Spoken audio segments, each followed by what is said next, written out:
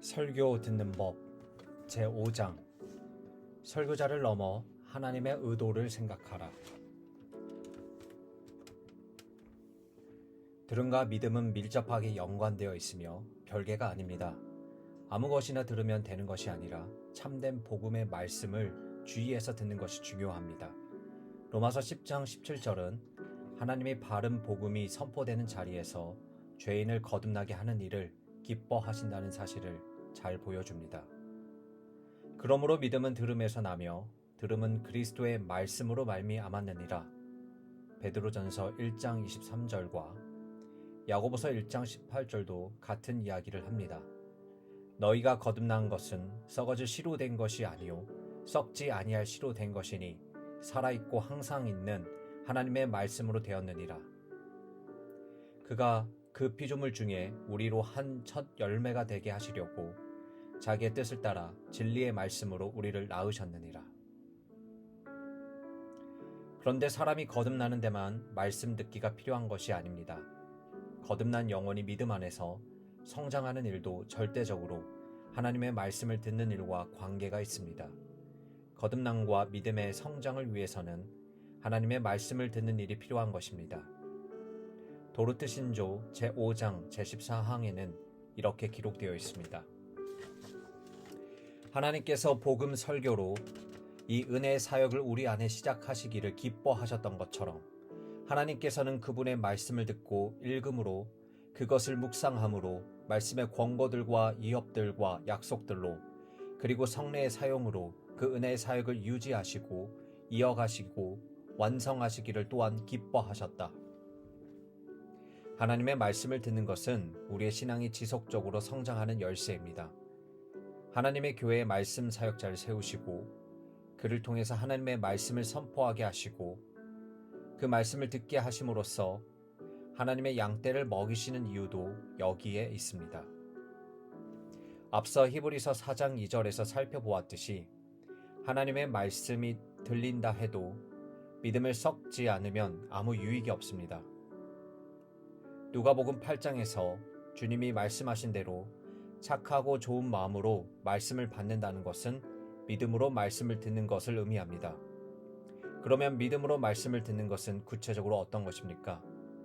사무엘상 3장에서는 어린 사무엘이 성막에서 하나님의 음성을 듣는 장면이 나옵니다. 사무엘은 한밤중에 자기를 부르는 음성을 듣고는 엘리 제사장이 자기를 부른다고 생각해 그에게 가서 부르셨냐고 거듭 물었습니다. 그 일이 3번이나 반복되자 엘리 제사장은 하나님이 사무엘을 부르신다는 사실을 직감했습니다. 그래서 사무엘에게 다시 부르는 음성을 듣거든 여호와여 말씀하옵소서 주의 종이 듣겠나이다 라고 아뢰라고 알려주었습니다. 이내 사무엘은 하나님의 부르심을 듣게 되었고 하나님께 말씀하옵소서 주의 종이 듣겠나이다 라고 아뢰었습니다. 여기서 듣는다라는 말은 어떤 의미입니까? 우리가 웃어른이나 직장 상사에게 제가 듣겠습니다 라고 말한다면 그것은 그냥 귀로 듣겠다는 뜻이 아니라 무슨 말을 하든지 그대로 행하겠다는 의미이듯이 사무엘의 말도 하나님의 무슨 말씀을 하시든지 그대로 순종하겠습니다 라는 뜻이었습니다. 우리는 매 주일 설교를 듣습니다.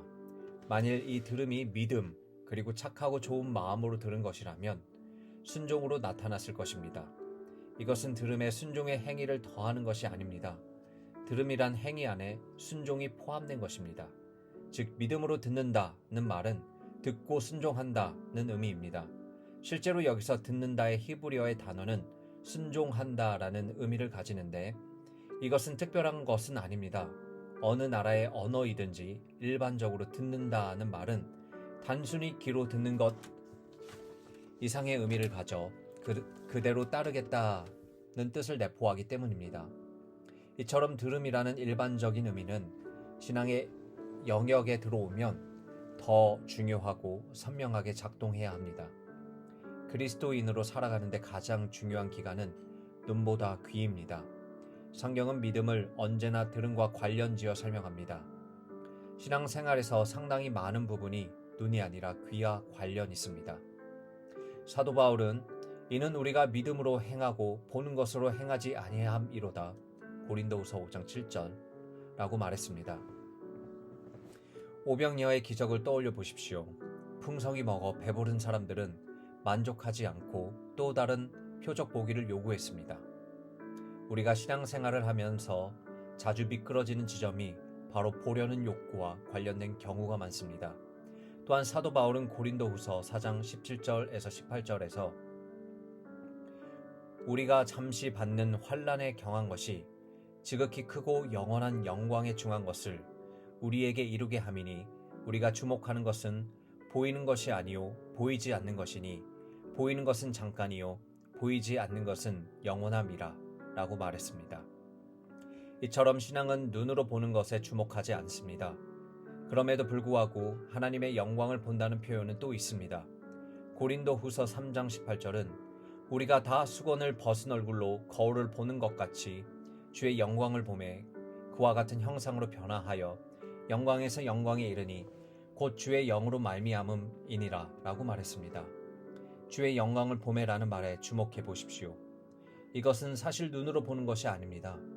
바울 사도의 의미는 하나님의 말씀을 들을 때 귀로 하나님의 영광을 볼 수 있다는 것입니다. 이 구절의 의도는 3장을 둘러싼 문맥에서 명백하게 드러납니다. 고린도후서에 기록된 다음 두 구절을 보십시오. 우리는 수많은 사람들처럼 하나님의 말씀을 혼잡하게 하지 아니하고 곧 순전함으로 하나님께 받은 것 같이 하나님 앞에서와 그리스도 안에서 말하노라. 고린도후서 2장 17절. 이에 숨은 부끄러움의 일을 버리고 속임으로 행하지 아니하며 하나님의 말씀을 혼잡하게 하지 아니하고 오직 진리를 나타내므로 하나님 앞에서 각 사람의 양심에 대하여 스스로 추천하노라. 고린도후서 4장 2절. 하나님의 말씀을 전할 때 거기에 물을 타지 않고 그대로 전함으로써 듣는 자들이 주의 영광을 보게 해야 한다는 것이 사도 바울이 고린도후서 3장 18절에서 말하고자 하는 의도입니다. 그래서 설교자들은 하나님의 말씀을 혼잡하게 하거나 하나님의 말씀에 물을 타면 안 됩니다. 하나님의 말씀을 하나님 앞에서 받은 대로 그리스도 앞에서 순전하게 전해야 합니다. 이것이 말씀 사역자들이 유념해야 하는 일입니다. 왜냐하면 설교는 인간이 만들어낸 이야기를 전하는 것이 아니기 때문입니다. 하나님의 음성을 들을 때, 즉 하나님의 말씀인 성경을 통해서 우리가 주의 말씀을 들을 때 우리는 주의 영광을 보게 되고 주님의 모습으로 거룩하게 변해갑니다. 들음은 신앙과 밀접한 관계가 있습니다. 착하고 좋은 마음이 순종하는 마음으로 이어질 때 우리는 진짜 듣게 됩니다.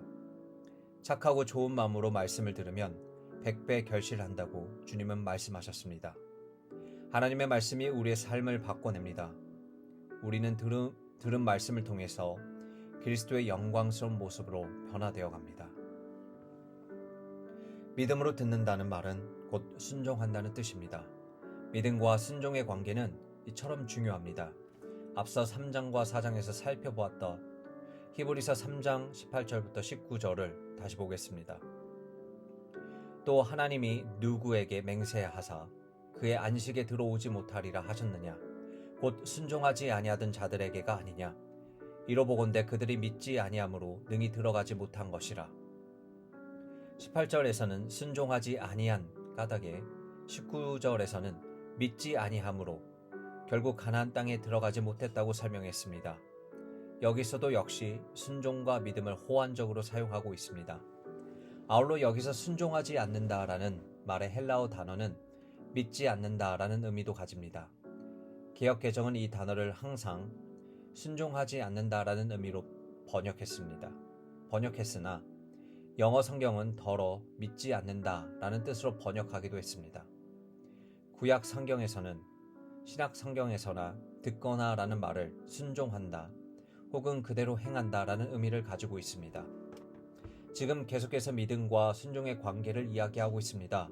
즉 순종하지 않는다는 말은 믿지 않는다는 의미입니다. 결국 순종하는 것과 믿는다는 것은 같이 갑니다. 구약 성경과 신약 성경 모두에서 들음은 믿음으로 들음이고 착하고 좋은 마음으로 들음이며 순종을 만들어내는 들음입니다.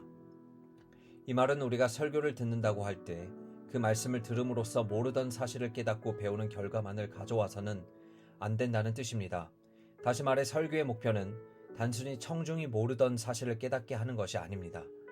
설교의 목표는 하나님과 그분의 영광을 말로써 온전히 드러내는 것입니다.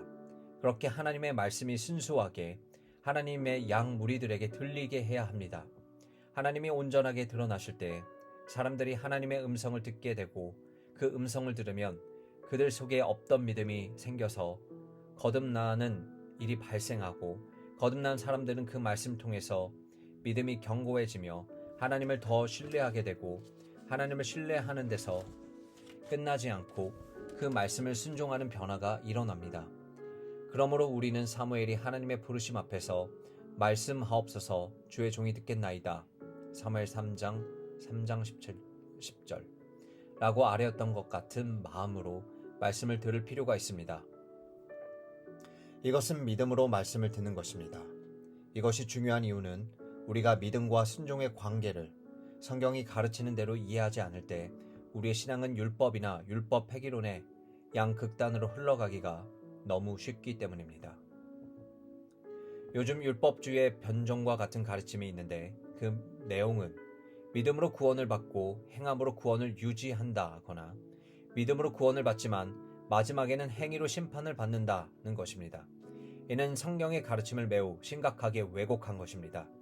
그들은 행위로 강조하는 것이 한국교회의 만연한 값싼 은혜의 복음을 치유하는 길이라고 생각하고 하나님이 마지막에는 행위로 심판하신다고 가르치십니다.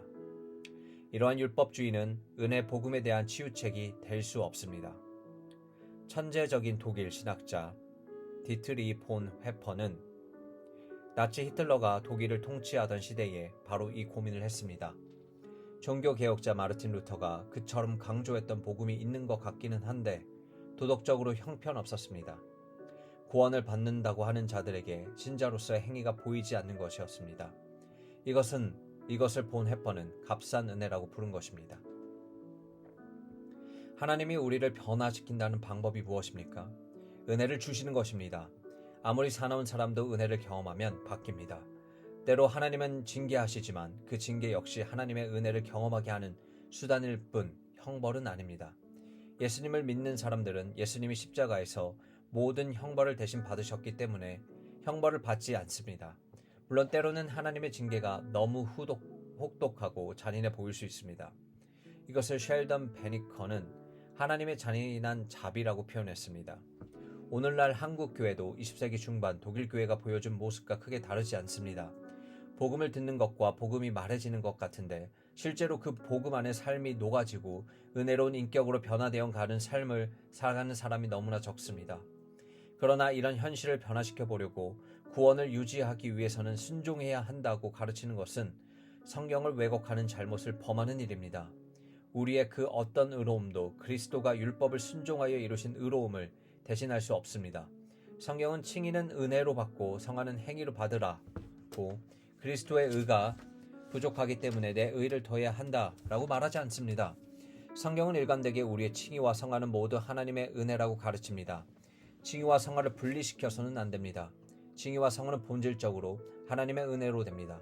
비록 성화는 성령이 우리 안에 창조하신 소원을 따르는 행위의 순종이 수반되지만 그럼에도 불구하고 성령이 주신 새 마음으로 일어나는 일이기에 은혜의 역사라고 말합니다. 우리는 칭의와 성화를 분리시키고 그리스도의 의를 대신하는 자신의 의를 주장하는 모든 가르침을 거절해야 합니다. 이 모든 생각은 복음이 아니며 예수 그리스도 대신 자기 의를 구원한 근거로 삼는 율법주의의 가르침입니다. 한편 다른 극단에는 율법 폐기론이 있습니다. 일단 구원받은 자는 회개할 필요가 없고 자유를 얻은 이상 어떤 의무에도 매이지 않는다는 가르침입니다. 하지만 성경은 그렇게 말하지 않습니다. 그리스도인은 하나님의 자녀로서 하나님의 기쁘신 뜻을 율법 안에서 발견하고 그 뜻을 따라 살고자 하는 선한 마음을 가지게 되며 진실로 율법을 행하는 자가 된다고 말합니다. 율법을 행함으로써 구원과 하나님의 은혜를 받아 내려는 것이 아니라 율법을 통해서 하나님을 기쁘시게 해드리고 싶은 것입니다. 하나님을 사랑하기 때문입니다. 바울 사도는 그리스도의 자유 대현장이라고 불리는 갈라디아서의 결론부에서 이렇게 말했습니다. 형제들아, 너희가 자유를 위하여 부르심을 입었으나 그러나 그 자유로 육체의 기회를 삼지 말고 오직 사랑으로 서로 종노릇하라. 갈라디아서 5장 13절. 율법의 종노릇, 죄의 종노릇, 마귀의 종노릇에서 해방된 우리에게 다시 종노릇 하라고 말합니다. 종노릇 하되 사랑으로 하라고 이야기합니다. 겉으로 보면 종노릇 하는 것 같은데 내면에서 기쁨이 샘솟습니다. 신자는 사랑의 법에 매인 사람들입니다. 사랑의 법은 하나님을 사랑하고 이웃을 사랑하는 법입니다. 성경은 율법은 필요 없으니 자유롭게 살아도 된다는 율법 폐기론을 가르치지 않습니다. 믿음과 순종의 관계를 오해하게 되면 이런 식의 왜곡된 신앙의 형태들이 양산됩니다. 문제는 율법주의 또는 율법 폐기론이라 하는 양극단으로 기울어져 살아가는 사람들이 너무 많다는 것입니다. 당신은 제대로 믿고 있습니까? 믿음과 순종의 관계를 이해하는 데 있어서 또 하나 우리가 구분해야 할 것이 있습니다. 그것은 믿음과 순종이라는 표현과 믿음이 낳는 순종이라는 표현의 미묘한 차이를 구분하는 것입니다.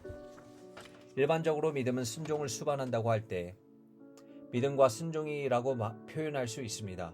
존 칼빈은 참된 믿음은 행동을 수반한다고 말했습니다.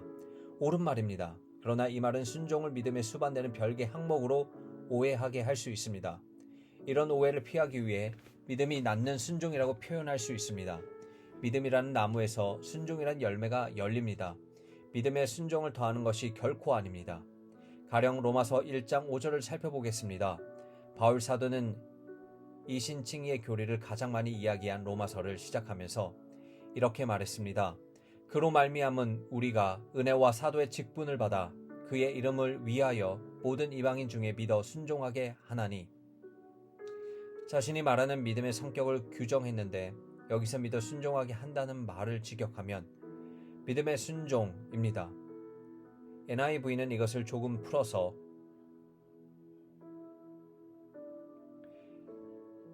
믿음으로부터 나오는 순종이라고 번역했습니다.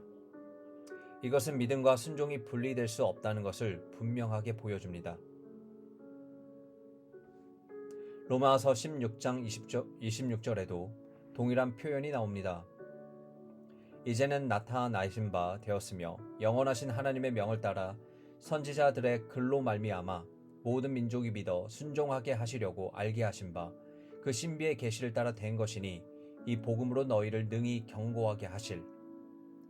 여기서도 믿어 순종하게 라고 표현했습니다. 헬라어나 한글의 성경에서는 믿어 순종하게로 영어 성경에서는 대부분 믿음의 순종을 위하여 라고 번역했습니다. NIV는 믿음으로부터 나오는 순종이라고 1장 5절과 동일하게 번역했습니다. 다 같은 표현입니다. 앞서 살펴본 로마서 1장 5절과 마찬가지로 믿음과 순종의 관계를 잘 표현하고 있습니다. 믿음과 순종이 아니라 믿음이 낳는 순종, 믿음이 필연적으로 가져오게 되는 순종입니다. 많은 사람이 야고보서와 로마서가 서로 상충된다고 여깁니다. 야고보서는 행함이 없는 믿음은 그 자체가 죽은 것이라 야고보서 2장 17절 라고 이야기하지 않습니까?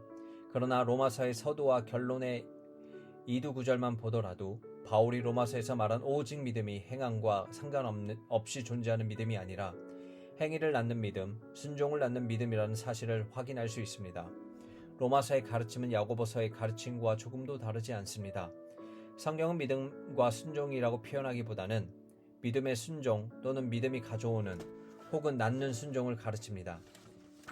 참된 믿음은 순종을 낳습니다. 이런 의미에서 히브리서 기자도 앞서 살펴본 3장 18절에서 19절에서 믿음과 순종을 호환적으로 사용한 것입니다. 여기서 우리가 던지게 되는 질문은 우리가 그렇게 많은 말씀을 들으면서도 순종에 이르지 못한 이유는 무엇인가 하는 것입니다. 가장 근원적인 원인은 물론 그 말씀 속에서 하나님의 영광을 보는 일이 일어나지 않기 때문입니다. 그러나 여기서는 좀 더 좁혀서 두 가지를 말하려고 합니다. 우리의 들음과 순종 사이에 게재될 수 있는 두 가지 문제가 있습니다.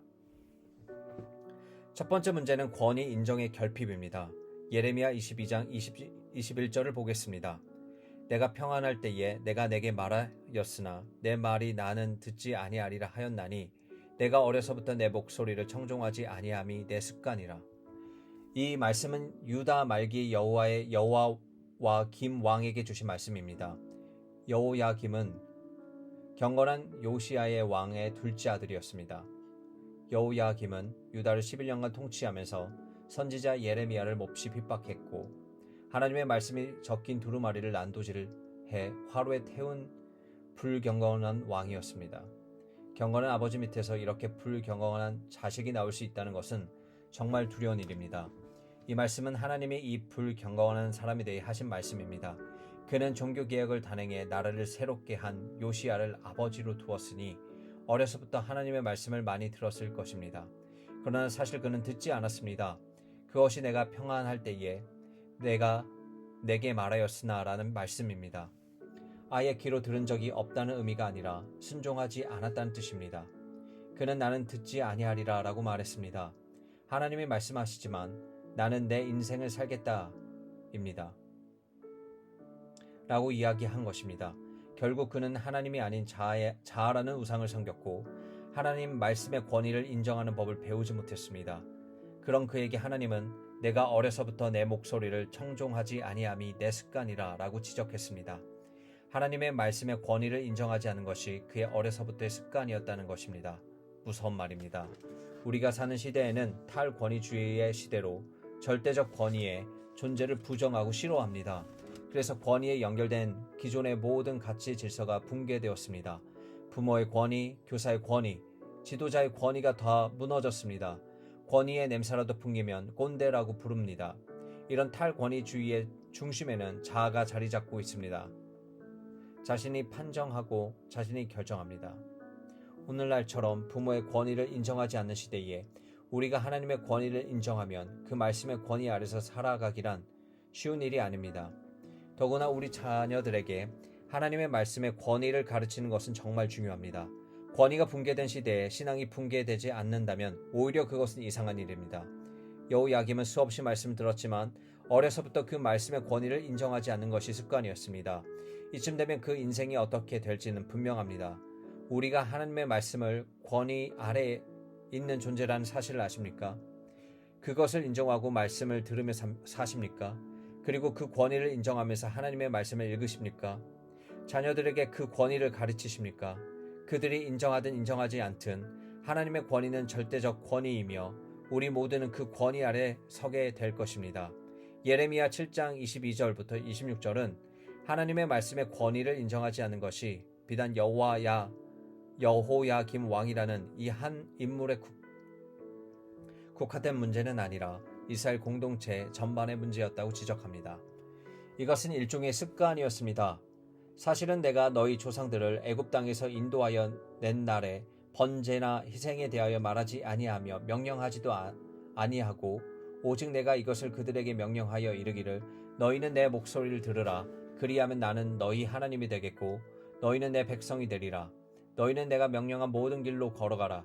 그리하면 복을 받으리라 하였으나 그들이 순종하지 아니하며 귀를 기울이지도 아니하고 자신들의 약한 마음에서 악한 마음의 꾀와 완악한 대로 행하여 그 등을 내게로 돌리고 그 얼굴을 향하지 아니하였으며 너희 조상들이 애굽 땅에서 나온 날부터 오늘까지 내가 내 종 선지자들을 너희에게 보내되 끊임없이 내보내었으나 너희가 나에게 순종하지 아니하며 귀를 기울이지 아니하고 목을 굳게 하여 너희 조상들보다 악을 더 행하였느니라.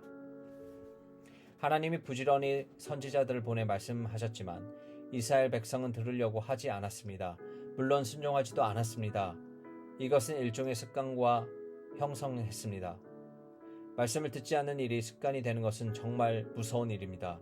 혹시 우리는 그렇지 않습니까?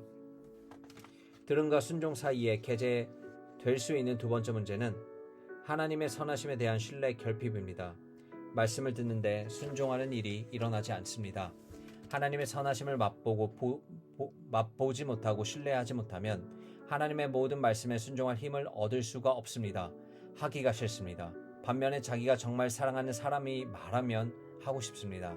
가령 십계명을 보십시오. 하나님이 십계명의 10가지 명령을 주기 전에 먼저 무엇이라고 말씀하셨습니까? 나는 너를 애굽 땅 종되었던 집에서 인도하여 낸 내 하나님 여호와니라. 출애굽기 20장 22절. 출애굽기 20장 2절. 명령을 주시기에 앞서 하나님이 베푸신 구원의 은혜를 주지시키신 것입니다. 하나님의 백성이 하나님이 베풀어 주신 은혜를 기억하고 감격하지 않으면 그 모든 계명에 즐겁게 신속히 순종할 힘을 얻을 수가 없고, 또 순종한다고 하더라도 믿음의 순종이 될 수가 없습니다. 하나님을 사랑할 때, 하나님의 은혜를 기억할 때 믿음으로 순종하고 싶은 마음이 생기는 것입니다. 3장에서도 말한 바 있지만 하나님의 모든 명령은 언제나 하나님의 자비하신 약속을 전제한다는 것을 늘 기억해야 합니다. 십계명의 10개의 명령은 모두 10개의 약속을 전제한다는 사실을 잊지 마십시오. 하나님의 명령을 대할 때는 언제나 선하신 하나님의 약속을 기억해야 하고, 그 말씀을 주시는 하나님의 선하심을 신뢰해야 합니다. 그 약속을 믿을 때 그 명령에 순종할 힘이 생깁니다. 이를 마태복음 6장 산상수훈에서는 좀 더 정확하게 볼 수 있습니다. 흐름은 이렇습니다. 먼저 주님은 구제하고 기도할 때 은밀하게 하려고 하셨습니다. 그리고 기도를 가르치셨습니다. 이어서 금식할 때도 남에게 보이려고 하지 말고 은밀한 중에 보이시는 하나님만 의식하라고 하셨습니다.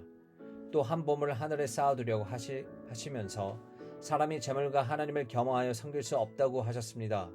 그리고 세상의 물질로 염려하지 말라고 계속 말씀하셨습니다. 결론으로 주님은 하나님의 나라와 하나님의 의를 우선적으로 추구하는 삶을 살며 하나님의 의식주 문제를 다 해결해 주실 거라고 약속하셨습니다. 자, 그렇다면 질문하겠습니다. 이렇게 이 명령들에 순종할 수 있습니까? 어떻게 우리는 모든 일을 사람에게 보이려고 하지 않고 오직 은밀한 중에 보시는 하나님을 보시도록 할 수 있습니다.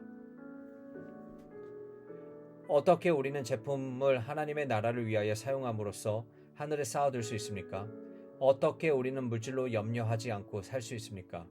내 코가 석자인데 어떻게 우리 자신을 위해 구하지 않고 하나님의 이름과 나라의 뜻을 먼저 구할 수 있습니까?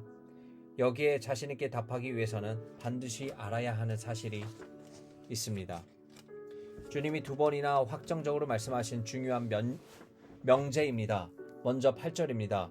그러므로 그들을 본받지 말라. 구하기 전에 너희에게 있어야 할 것을 하나님 너희 아버지께 아시느니라. 하나님의 아버지께 내 필요를 아시기 때문에 굳이 구하지 않아도 된다는 뜻입니다. 또한 32절을 보십시오. 이는 다 이방인들이 구하는 것이라. 너희 하늘 아버지께서 이 모든 것을 너희에게 있어야 할 줄을 아시느니라. 하늘 아버지께서 우리의 필요를 아십니다. 이 말은 단지 아는 것을 넘어 하나님 아버지께 공급하시고 채워주신다는 뜻입니다. 우리가 하나님의 약속을 진짜로 믿으려면 염려할 일이 있을까요? 구약시대에서는 성소에 진설병상이 있었는데 모두 12개의 진설병이 6개씩 두 줄로 놓여 있습니다. 일주일에 한 번씩 새로 만들어 놓았습니다. 하나님의 눈앞에 항상 떡이 있었습니다. 이 말은 하나님이 우리가 떡을 먹고 살아야 할 존재임을 아시고 떡을 공급해 주시는 분이라는 의미입니다. 우리의 모든 필요는 언제나 하나님의 눈앞에 있습니다. 이 메시지를 알고 믿고 하나님의 자비하심을 선하심을 신뢰한다면 우리는 사람의 입장에서 자유를 줄 수 있고 세상 염려에서 자유할 수 있습니다. 심지어 기도할 때도 자신으로부터 자유하며 하나님의 이름과 나라의 뜻을 구할 수 있습니다. 하나님은 약속하신 대로 이루시는 분이기 때문입니다. 이렇게 성도는 로마에서 사도 바울이 기록한 대로 살아도 주를 위하여 살고 죽어도 주를 위하여 죽는 존재가 됩니다.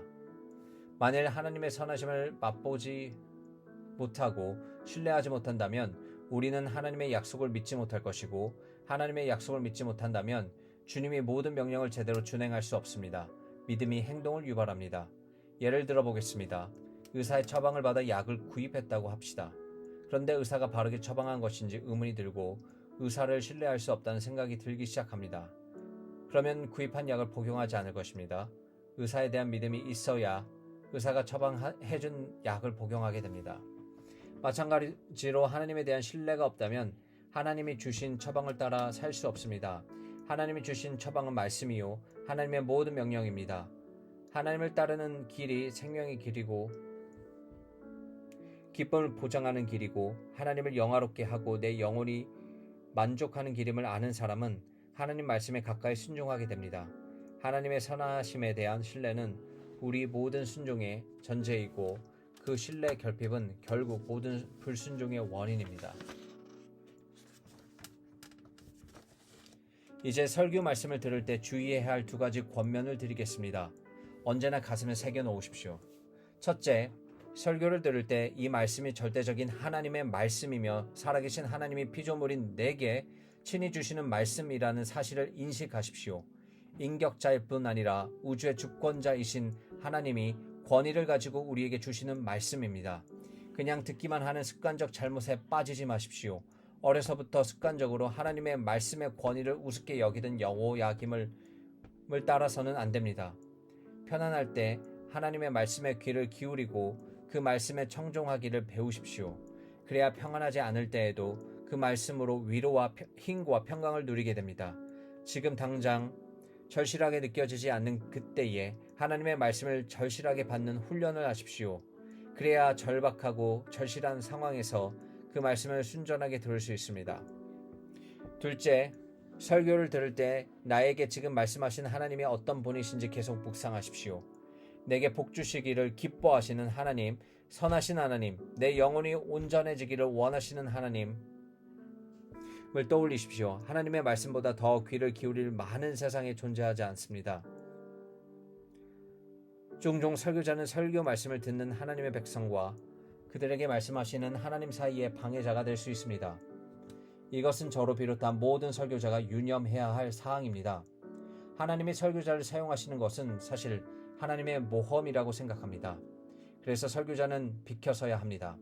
회중이 선포된 말씀으로 하나님을 직접 배울 수 있도록 그 사이를 막아서지 않고 물러서야 합니다. 우리는 사람에게 너무 집중합니다. 설교자의 의도, 설교자의 생각을 묵상하지 마십시오. 설교자 자신에게 집중하지 마십시오. 그 말씀을 하시는 하나님을 묵상하십시오. 그 선하신 하나님의 자비하신 의도를 묵상하십시오. 그런 방식으로 하나님의 말씀을 듣고 읽고 묵상하고 하나님의 말씀이 우리에게 들릴 때, 즉 청종할 때 우리의 신앙이 견고해지고 하나님에 대한 깊은 신뢰로 나아가게 되어 있습니다. 예가 없습니다. 설교를 잘 들으면 신앙이 견고해집니다. 하나님의 말씀으로부터 흘러 떠내려가지 않도록 들은 말씀에 더욱 유념하십시오. 왜 자비하신 하나님이 내게 이렇게 말씀하실까? 왜 선하신 하나님이 내게 이것을 요구하실까라고 끊임없이 질문하십시오. 하나님의 말씀을 들을 때 말씀하시는 하나님의 아름다우심과 선하심을 놓지 마십시오. 이것은 설교 듣기에 있어서 가장 중요한 열쇠입니다. 이렇게 하나님의 말씀의 권위를 알고 말씀하시는 하나님의 선하심을 깊이 묵상하고 신뢰하며 설교를 들을 때 우리는 하나님의 모든 말씀을 들음으로 믿음이 성장하고 깊어지고 견고해질 것입니다. 그리고 들은 말씀에 순종하고 싶은 열망과 힘을 얻게 되고 순종의 기쁨을 누릴 것입니다.